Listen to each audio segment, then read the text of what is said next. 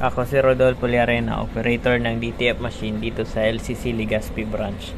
Ito ay nagamit ng 7 araw na may total na 96 meters.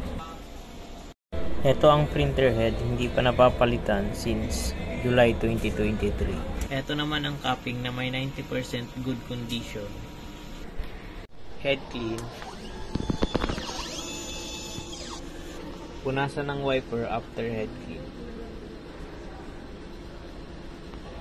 Nozzle test.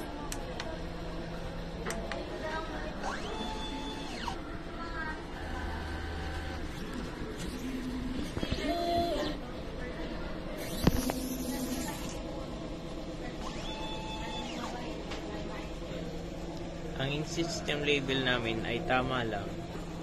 Ang damper ay hindi pa napapalitan simula noong July 2023. Ang waste tank ay nilinis nung isang araw.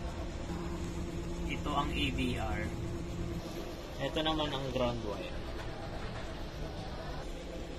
Ito ang aming stock. In use ink. Unused ink. Solution. Powder. DTF film. Ito naman ang record ng mga nagamit sa CMYK. White,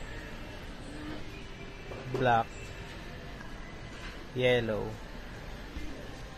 cyan, magenta, DTF film, DTF powder. Ito naman po ang DTF output monitoring. Ito naman po ang daily checklist.